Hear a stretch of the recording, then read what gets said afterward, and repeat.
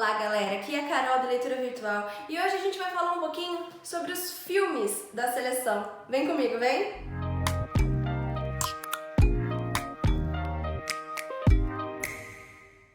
Há um pouquinho mais de um mês, eu acho, tô meio perdida por causa desse isolamento, mas há um tempo atrás, pouco tempo atrás, a Netflix anunciou que comprou os direitos para poder produzir o filme da série A Seleção.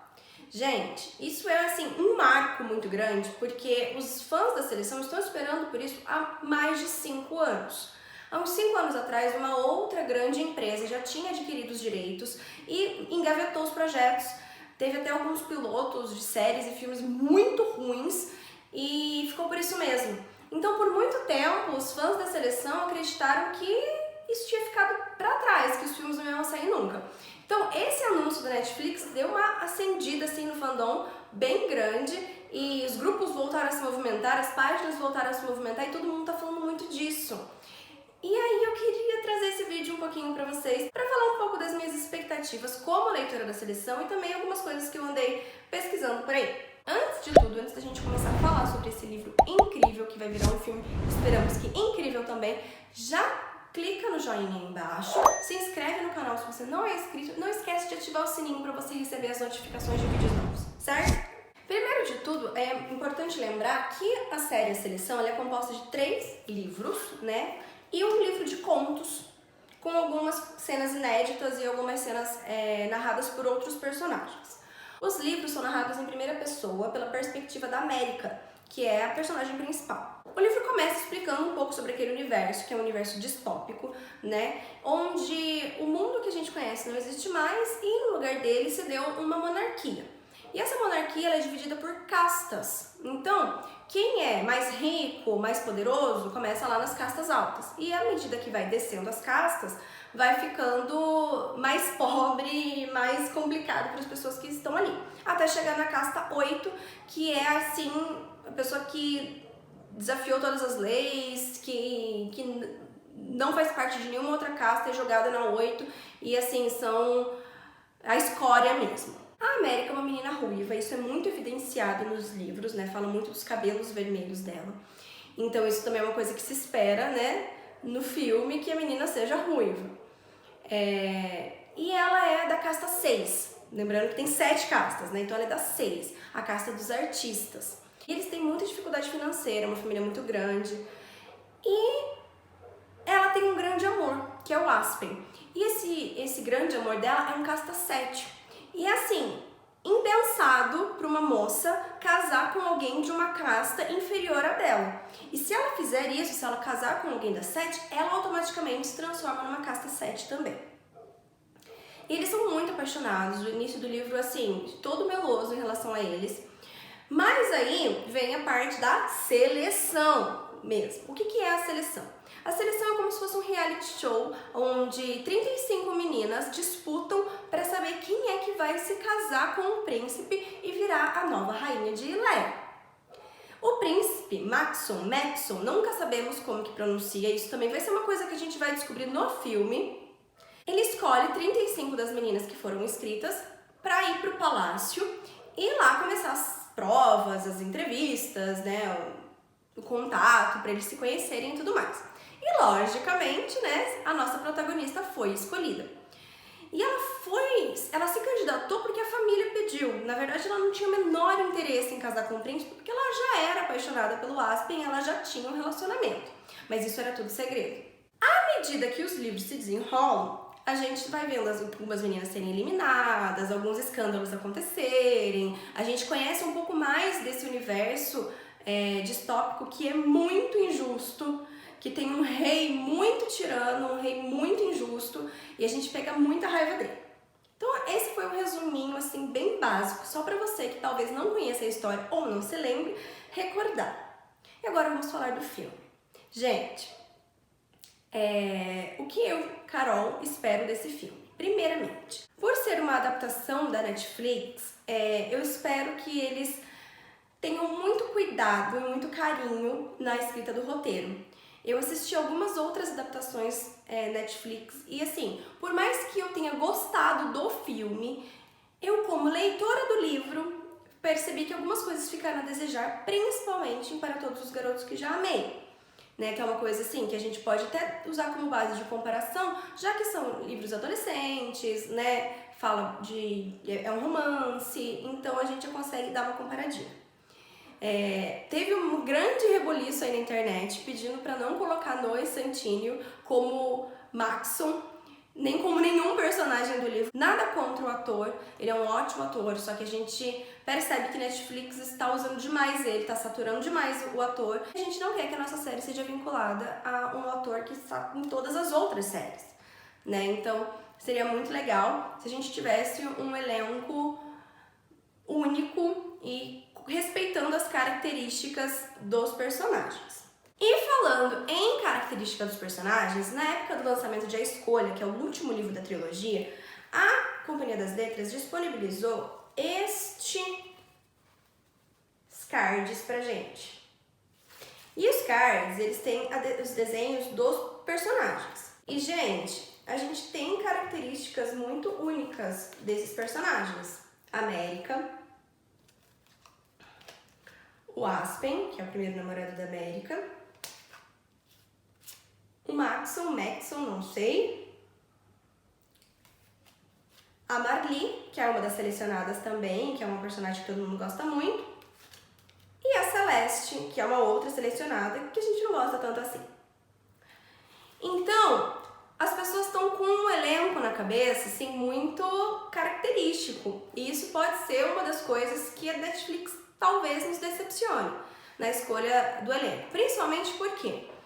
Porque as pessoas que leram os livros há 5, 6, 7 anos atrás pensaram em determinados atores daquela época para ser os personagens. Só que esses atores envelheceram. Eles não têm mais características necessárias para fazer adolescentes de 17, 18 anos.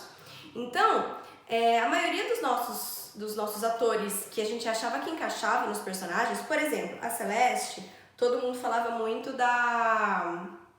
Como é o nome dela? Da Megan Fox. Só que ela não tem mais idade para ser Celeste. Então, é muito complicado essa parte de escolha de elenco. Eu não sei se a Kiera Cass vai poder participar, né, dessa escolha, porque afinal de contas são os personagens dela. Mas eu acho que isso pode deixar um pouco a desejar por aí. E aí também é uma questão muito de expectativa, né? Não é culpa da Netflix, é muito questão de expectativa. Outro ponto que o pessoal comentou muito também nas redes sociais é sobre os figurinos. O livro, ele traz muitos figurinos reais, assim, vestidos maravilhosos, vários vestidos para cada uma das 35 selecionadas. Então, assim, o ponto de figurino provavelmente vai ser um ponto bem caro se Netflix resolver seguir mais ou menos a linha do livro. E é uma coisa que a gente espera que eles façam, porque é uma coisa que a autora destaca muito nos livros, né? Os figurinos ela descreve muito bem, e de várias selecionadas, não só da América, que é a principal. Então a gente quer ver uma coisa bem deslumbrante, que enche os olhos nesse sentido também. E aí a gente vai para um outro ponto, um pouco mais social da coisa, é que tem aquela visão de 35 moças disputando um homem, né? Isso eu já vi o pessoal comentando também na internet sobre esse lado da história, em que pode gerar uma competição feminina, pode gerar um retrocesso, né, do que a gente fala de competição, de rivalidade feminina. Gente, é muito importante pensar no contexto do livro. O livro se passa numa realidade completamente diferente da nossa. E numa realidade onde as pessoas passam muita fome, onde as pessoas querem muito subir na vida. E a única forma das meninas subirem na vida nesta sociedade, de terem uma vida melhor e dar conforto aos filhos futuros e tudo mais, é subindo de casta. O príncipe é casta 1. É a pessoa mais cobiçada do reino. Então a gente volta naqueles pontos de contos de fadas antigos, onde todas as meninas queriam casar com um príncipe só porque ele era príncipe. Não que o Maxon não seja maravilhoso, ele é, mas isso aí você vai descobrindo à medida que você vai lendo o livro. No começo, a gente não sabe como ele é, a gente não tem contato com ele. Então, é muito legal quando a gente vai assistir esse tipo de filme, onde tem uma temática completamente diferente da nossa realidade, a gente entrar de cabeça nessa temática. Porque é outra realidade, completamente diferente da nossa, onde essa competição, para algumas daquelas meninas, é a única saída para conseguir uma vida melhor. Não é que nem aqui na nossa realidade que as meninas que querem uma vida melhor, elas podem estudar, podem buscar, trabalhar, criar, empreender. Não, isso não existe nessa sociedade. Então é muito importante a gente ponderar esses detalhes também, pra gente não acabar atacando a obra pela nossa realidade, pela sociedade que a gente vive. Acho bem importante falar sobre isso. E aí, gente, vocês estão vendo que eu tô falando de trilogia, mas não é exatamente uma trilogia, né? O livro tem 5 partes. É uma trilogia, né, que encerra a história, e alguns anos depois, a Kiera Cass publicou mais 2 livros, que é continuação, porém com foco em outras pessoas, né? É uma história que se passa 20 anos depois da escolha, se eu não me engano, faz tempo que eu li. E aí, eu não sei qual é o plano da Netflix para isso. Eu acho que vai depender muito da audiência. Na verdade, eu não sei nem se vai ter 3 filmes. Eu acho que tudo vai depender da audiência. Se o primeiro for bem, vai ter o segundo. Se o segundo for bem, vai ter o terceiro. Lógico que se não tiver os 3, a história vai ficar incompleta, porque ela não tem um final próprio para cada história. E eu espero, sinceramente, que eles não coloquem tudo num filme só, porque eu acho que vai ficar muito corrido, vai ficar muito estranho, vai cortar muitas partes interessantes. Porque assim, o foco principal é o romance, é a seleção, tanto que é o nome do livro. Mas o background da história tem uma história de distopia, de rebelião muito interessante, que seria bem legal abordar justamente para mostrar o contraste de muito romance para esse lado mais de batalha, mais de rebelião, mais de sociedade tentando ser livre daquele sistema de castas, que é muito interessante. Outro ponto também que eu queria falar pra vocês, a gente tem um personagem no livro que se chama Gavil, não lembro direito, e eu não vou procurar. Mas, depois eu deixo escrito aqui, bonitinho. Ele é um personagem que ele apresenta todo o reality show. E toda vez que vai entrar ao ar, ele está lá entrevistando as meninas, entrevistando o príncipe, entrevistando a rainha, né? Ele é, assim, o porta-voz da realeza. E todo mundo compara muito ele com aquele outro personagem, que eu também esqueci o nome, mas também vou deixar aqui, de Jogos Vorazes. Que ele faz a apresentação dos Jogos Vorazes e tal. E todo mundo pede muito que seja esse mesmo ator. E é uma coisa que eu não concordo. Eu acho que distopias, essas distopias mais modernas, elas têm muitos elementos parecidos. E tem muitos elementos parecidos entre Jogos Vorazes e a seleção. Por isso eu acho que não é interessante a gente querer atores que participaram de Jogos Vorazes e a seleção. Eu acho que tudo pode ser construído para a seleção. Então assim, um ator novo, de um jeito novo de apresentar e que siga as características do livro, mas eu acho que seria mais interessante do que a gente pegar um ator que já existe dentro daquele mesmo contexto, numa série que já é muito parecida com a que a gente gosta tanto, e colocar como se fosse o mesmo personagem, que não é, mas as pessoas que vão assistir vão achar que é. E por último, mas não menos importante, a gente finalmente vai saber como que pronuncia o nome do Maxon, que eu deixei aqui escrito também. Esse é o maior dilema dos fãs, porque a gente sempre lê o livro Maxon, porque a gente não faz a menor ideia de como pronuncia. Na verdade, a Kiera Cass, ela tem assim uma escolha de nomes bem peculiar, porque a maioria é muito difícil da gente pronunciar, mas a gente ainda conseguiu dar um jeito de colocar alguma coisa na nossa cabeça. O sobrenome do Maxon, ninguém conseguiu, a gente sempre discute muito isso nas redes sociais, então finalmente a gente vai saber como que pronuncia, pelo menos como que a Netflix acha que pronuncia, e já é um avanço, né, porque a gente já vai ter um consenso aí de como falar este nome da próxima vez que a gente for ler o livro, ou fazer uma resenha, ou falar sobre ele num vídeo, que nem eu tô fazendo aqui sem saber absolutamente nada de como pronunciar esse nome. Então, força! Gente, o que vocês estão esperando desse filme? Diz pra mim, deixa aqui nos comentários tudo pra gente conversar. De repente eu faço até um outro vídeo pra gente falar sobre o que vocês deixaram de comentários aí embaixo. Eu tô muito ansiosa, porque eu adoro ver adaptações dos livros que eu leio, mesmo que depois eu vá falar super mal, mas eu sempre gosto de assistir e gosto de comentar com as pessoas que assistiram também.